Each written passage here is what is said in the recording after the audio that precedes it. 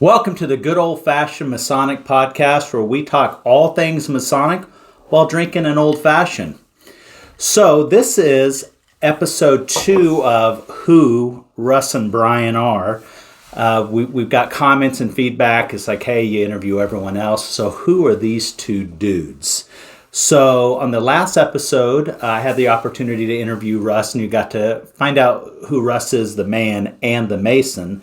So we're going to turn it over to Russ and test the old interview skills here. So fire away, my friend. So I am excited because, as you can tell from previous podcasts, Brian does a fair bit of work here, and he usually gives us the sort of the questions. And so, but he always tends to throw me off a little bit because he always saves one that he just doesn't have written down, and he just wants to hit me with it. So I'm going to hit right out of the gate. Brian, here's one that you haven't thought of. So I'm so nervous. I have to tell you, being on this end of it, I don't like it. I'm a little uncomfortable. He needs to be in control. So right now, I do. I've got issues, but he's that's a whole other thing. not in control. So tell me why you came up with these podcasts and what significance, what drove you to do this? In fact, that's very simple. I had a few Masons in Kansas, including a past Grandmaster, that liked the member profiles we used to do at Albert Pike. It was like a 60-second thing, and just really thought that could be expanded. So the more I was thinking about it, I thought, man, I wonder if I can sucker Russ into doing this. And it's a way that we can talk to a lot of the guys that we know are Masons, that we know them really a different way than the rest of the craft knows them. So a lot of folks at Pike know us as the old past masters, but they don't really know us. We have a persona that we put off, sometimes deliberately. And although I think we're approachable, we may not be as approachable to some of the newer Masons as we think. So I thought, with everyone else out there that we're interviewing, they're way more interesting than we are, it maybe will make these Masons more approachable to other members of our craft. So that was the real reason why. Fair. Nice job trying to catch me. And it did too. I was a little nervous about this question. Well, now we'll get back to just our normal series of questions. All right, fair. So, talk to us about Brian Byrd. Who are you? Who am I? Here's the very abridged version. I grew up as a military brat, moved all around the world, mostly in the United States, but actually went to kindergarten in Aschaffenburg, Germany. So moved around a lot as a military brat. I say I'm from Medicine Lodge, where basically 8th grade through graduation. So I'm from Medicine Lodge, Kansas, a small farming community in western Kansas. From there, went to college, ran out of money, went to the Army, finished college, got into real estate, into the real estate world. So I've been in some sort of real estate type business since I was 22 years old. Now we have several different businesses across 8 states. I've been married for almost 28 years, have a 27-year-old daughter and a 23-year-old daughter, and they're damn near both off of payroll.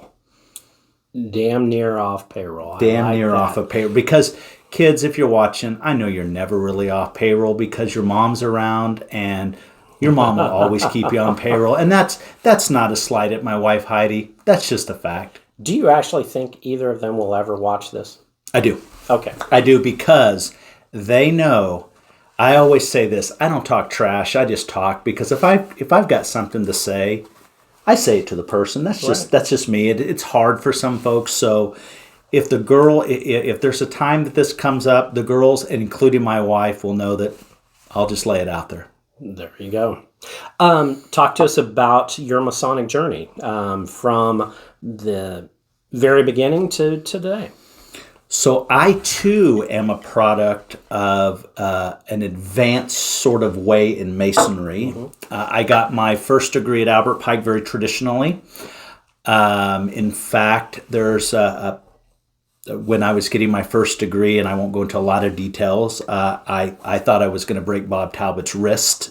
And that's talked about maybe on his podcast. So then went to a Chance to Advance class October 3rd, 2009. And then 2 weeks later went to the Scottish Rite. 2 weeks after that, I became a Shriner. When I joined, I just wanted to be a Shriner. I didn't really know what the rest of this stuff was. I just wanted to be a Shriner. I just wanted to have fun. I sought out Masonry because there was kind of a bond, a fraternal type bond. I felt like I was missing some camaraderie. I actually Googled, looked up Masonry, found Albert Pike. The secretary at the time was Scott Kaler. And I got a phone call from a gentleman that came and actually visited me at my office. And I said, I want to be a Shriner. How do I do this? He knew enough to all right, I'm going to close the deal and then show him more about it later. Right. I wrote my check for the Blue Lodge, the Scottish Rite, and the Shrine. Just 3 different checks. And tell me where I need to be, when I need to be. Popped through the lines. Was master at Pike in 15. Had done some stuff at Midian. Went on to be district deputy 2 or 3 years. Served with Most Worshipful Talbot on his line the same year that you served on the Grand Lodge line. We were probably not as obedient as he would like, which that's a discussion on his podcast as well. Yeah. Sometimes we were obstinate just to be obstinate. Very much so. So that's essentially the abridged version of the Masonic journey. Okay. So who put you on the line initially at Pike? Roger Snellen. Roger was past potentate of Midian in 2000, and then came back after being a potentate, which is odd. Came back to be a master of a lodge, and he was a great mentor. Not only he was the guy that showed up at my office, he was the person that when I came in and you're vetted at least at Pike. There's a home visit. He sat down and talked with my wife and daughters about kind of what I'd be getting into and what the time commitment and what the expectations were. But yeah, it was Roger Snellen. You asked me this question during my interview, and it sort of threw me. I had to think about it for a minute. So think through your line. Did every member of your line become master of Albert Pike? Or of a lodge? I'm sorry, let's rephrase two questions. So of Pike, no. But of a master of a lodge, yes. In fact, the Tyler that I had, Rick Alamo, served as master of Derby Lodge in 2022 and really lit that place on fire. Did a great job. So, Rick, shout out to you. You had just a stellar year.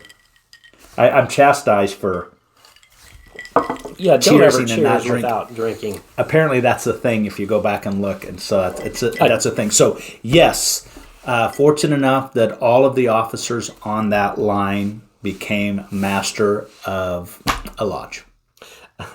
So did you feel that your line overall performed well?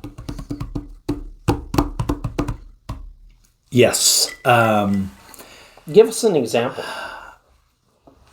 What did you do well? Well, as a line? As a line, the communication was unbelievable. Everyone understood their role and their expectation. There was never... So how did that happen? So at times when you visit a lodge, it seems to be a fair amount of chaos. How did Albert Pike that year with that group of officers, what did they do differently? I think before everyone was put on the line, I sat and had a private conversation with all of them. Set the expectations, even the ones that were going to be elected. Mm-hmm. This is the expectation. This year, as the master, I'm simply the spokesperson. Everyone knew their role. That nobody was caught blindsided in a meeting. I did a lot of what you did before when you were master. I would set in and anticipate what would go on. I would have everyone in order. I never felt like anyone undermined anything going in the lodge. Everyone knew the expectations, and none of us wanted to let each other down. As much as I didn't want to let the line officers down, I don't think they'd want to let me down. There were two folks on the line that I anticipated some possibility for maybe coming off the rails. Our meeting before, I decided to keep them on the line. Was very. I put 3 people on. Normally, a lot of people just bring on a Tyler. I put 3 on, but just address the problems head on. And I think that we had a really good line of communication. I think that was the key, and nobody wanted to let each other down. What was your most challenging task as master? We had every master brings something a little bit different. Doc Rensner, who was actually a potentate and then came back to Midian, he brought just a ton of energy, and I wanted to emulate that. And I think probably the challenge was trying to get participation up, bring the energy up, but while maintaining the integrity of what I think Albert Pike should be. Mm-hmm. You're trying to maintain ritual, but also customs. That was a challenging balancing act. I think that was the most trying to balance it all out. Yeah. What is your most prized Masonic possession or anything that you have? Simple, easy. My past master's jewel.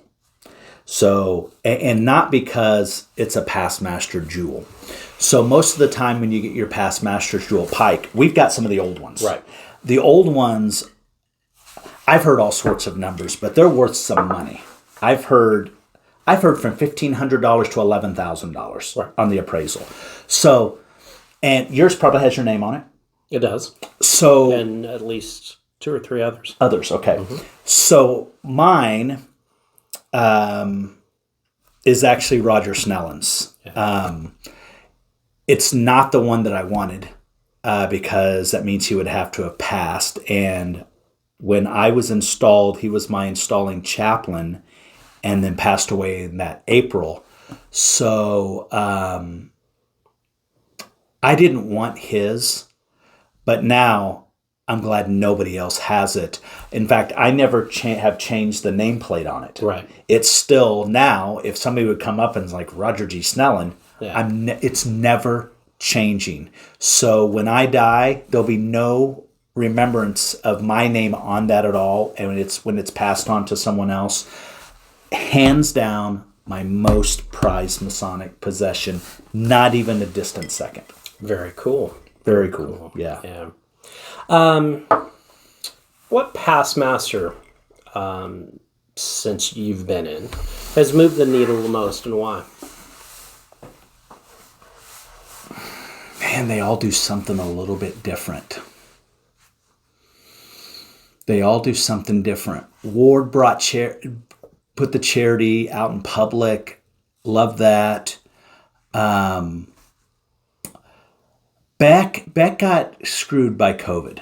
Beck was going to do some interesting things. He had hands down the coolest installation of a master that I've ever seen. And COVID screwed up some of his plans. I think that he might have went down as doing the coolest stuff in Pike history had COVID not hit. Collins, his efforts with getting Pike to make probably the largest donation that I'm ever aware of for Pike. Mm-hmm.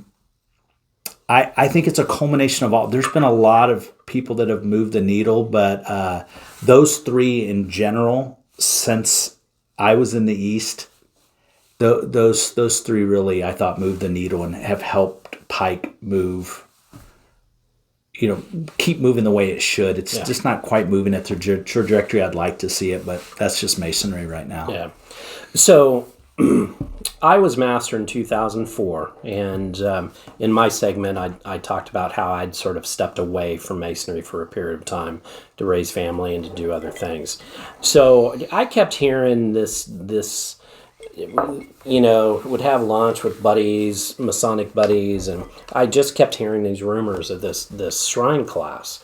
These guys that have come through together, and they seem to be very solid. They were friends and seemed to be moving the needle. So you're a part of a shrine class that is very tight. Talk to us about that a little bit, about that class. Arguably, just again, we have no reference. There's been nobody since, in our opinion, but talking to a lot of past potentates, that was probably the fall of 2009 Shrine class was probably the most energetic class, not only from the energy standpoint, but most of us, I didn't know anybody going in. I mean, I went to the Scottish Rite with about 10 of them and then into the Shrine, but there are more. Out of that 35 in that class, I think 30 of them went on to be masters of their lodges. Okay, that's crazy in itself. Right. I think 10 of them served on the Grand Lodge in some capacity, which is nuts in itself. So many divan members, ceremonial masters, just movers and shakers all across. A lot of successful business people. The interesting thing about that class, why we got so much notoriety, is we didn't know each other, but we would move from shrine function to shrine function 10 to 12 deep. So there'd be a Sumner County fish fry. There'd be 10 or 12 of us from that class. We were like a little gang that moved around. Right. In fact, when we came in, the Keystone Cops, they knew we were kind of a tight-knit group into the shrine ceremonial. Well, they had a thing at the time where they would write all on your faces. That was their thing. Well, a group of us, we weren't going to put up with that. So we went into the restroom at Midian, locked the door, cleaned our face off, and said, when we come out, we're going to pick one of them. And we're going to tie him up to the gong that they use, the pole that the OB, and we're going to cart them around. And once we came out, they figured out that we didn't have the markings on our face, and we told them what was going to happen. We never got messed with again because they knew it was going to happen.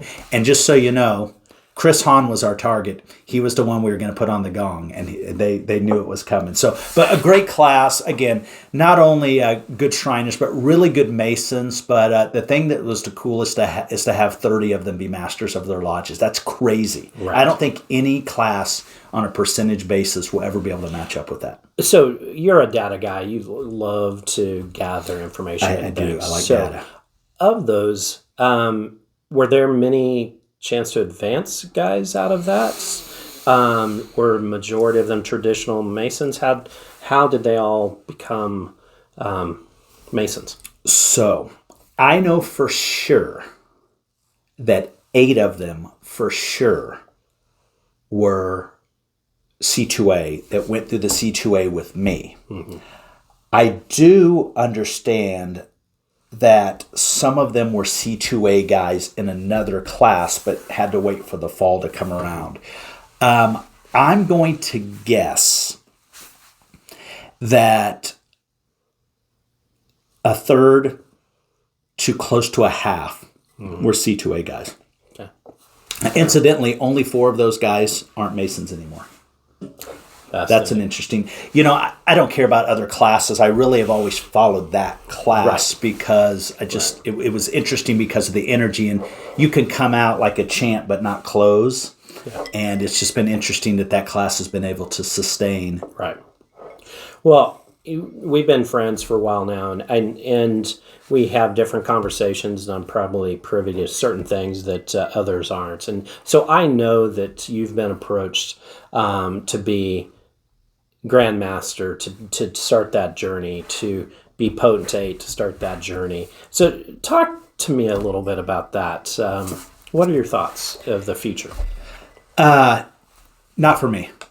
Neither one of them. There was a time where you've come in and as a Shriner, oh yeah, I'm going to be the potentate. I want to run things. And then you get in on the divan and you kind of see the politics. And managing volunteers is a lot different than employees. I've got about 200 employees, and the stuff that the volunteers pull, that would never happen in the business. The other thing that's on the potentate side, just not for me. Glad to help some of my friends from behind the scenes. We stepped up and helped Lecturer Sir Lynn Ungles for his membership. That just happened to work, and individually we weren't going to do it, but Bob Talbot, Russ, and I decided to team up, and that was good. That worked out.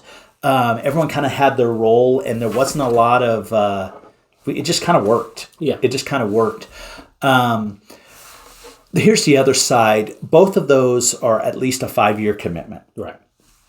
And my conversation to myself and to others was, if I'm going to give up 5 years of my life, I want to be able to really move the needle.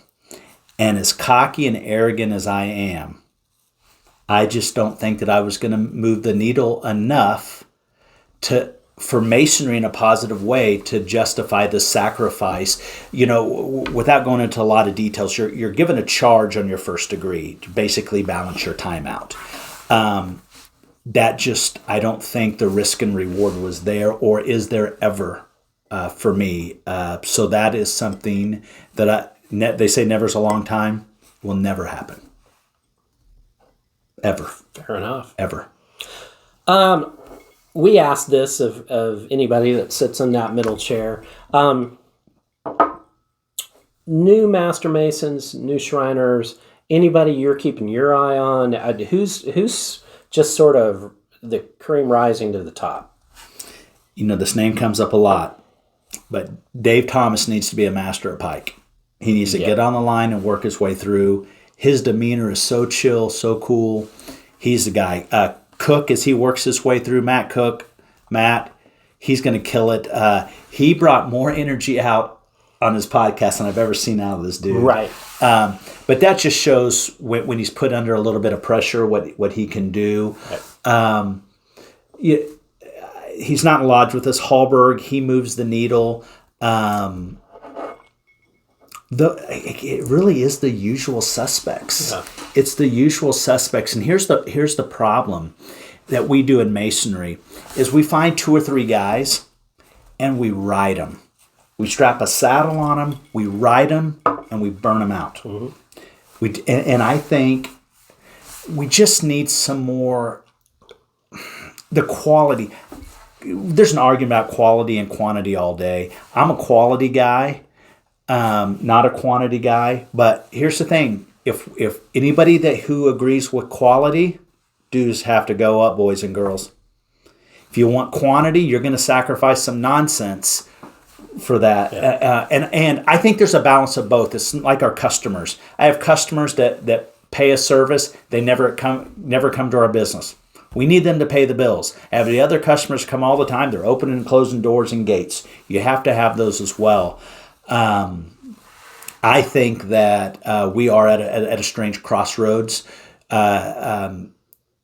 All fraternal organizations need to take a real serious look about how we're handling things and pick the hill.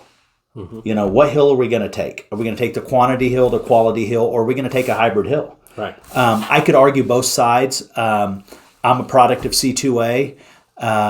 And when it comes to degree work outside of Pike, they're not going to challenge us on degree work. We've done a lot of degrees at Pike, the right way, the long way.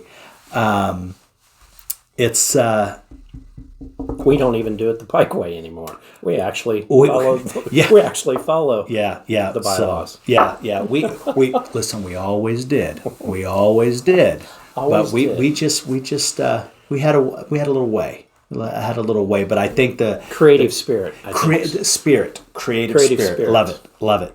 So, ask this of everybody that's been in that seat. If you had a magic wand, how would you use it to do something better for Masonry?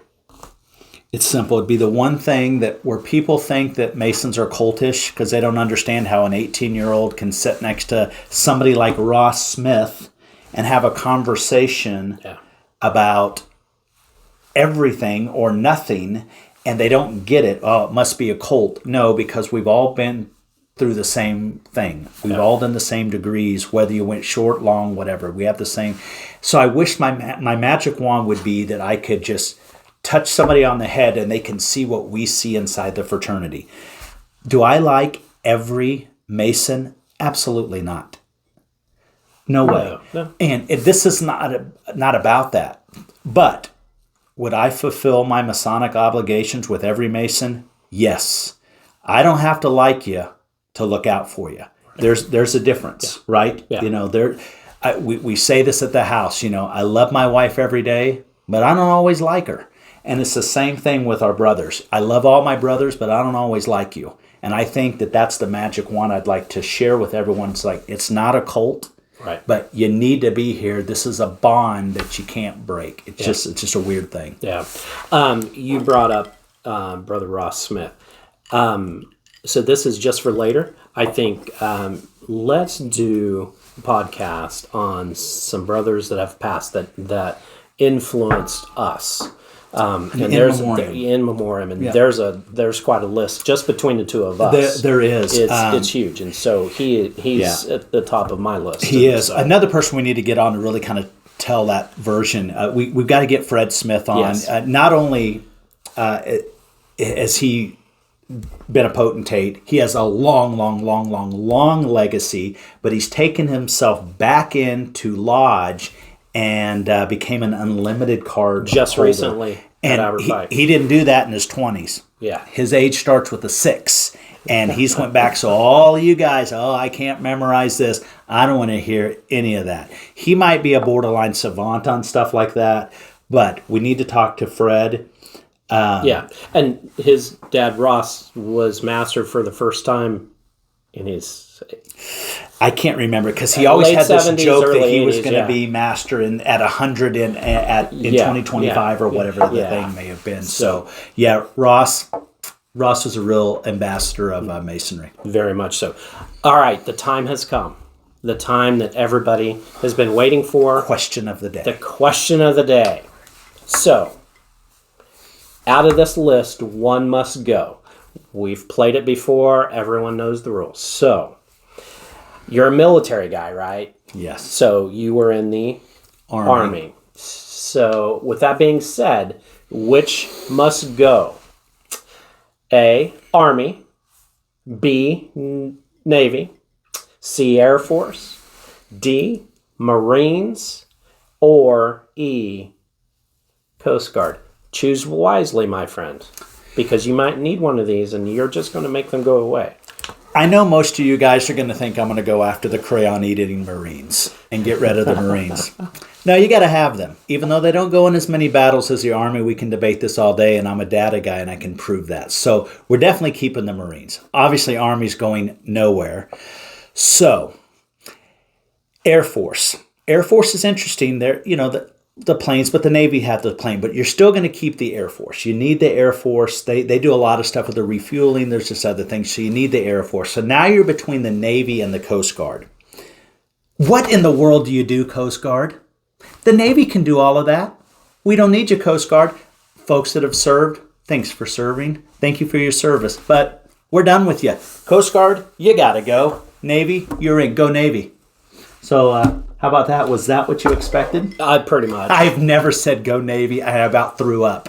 I about threw up saying go Navy. So any of my Army buddies watching this, I'm not doing this on the Army-Navy game ever. This is the only time that I'll ever say that. And I know this clip is going to get used against me later. But Coast Guard. But what you're telling me, you got to go. You're blending the Coast Guard into the Navy, not making them just go away. I'm saying merely this. The Coast Guard, you're redundant. Okay. There's some redundancy there, and heard we it don't here. have time for that. You heard it here. Okay, let me ask, which one would you get rid of? That's not my question. This is not my time. You are not going to answer that question. No, I'm not going to answer that question. That's so political. I Yes, expect it is. more out of you. I like them all, and I believe there's a spot for all of them. No, that wasn't And the when question. I'm That wasn't drowning out wasn't the question. That in wasn't the Gulf, That the wasn't Coast the Guard's question. going to come and get me. That wasn't the question. The time that the Coast Guard, if you're running into them on the Gulf, you must be on the Gulf. You're on some sort of drug boat. You don't want anything to do with them there. We need you. We're losing the war on drugs, guys. So Coast Guard, you're redundant. Okay. That's all we have. Thanks for watching. Enjoyed it. Thanks, Brian. Thanks.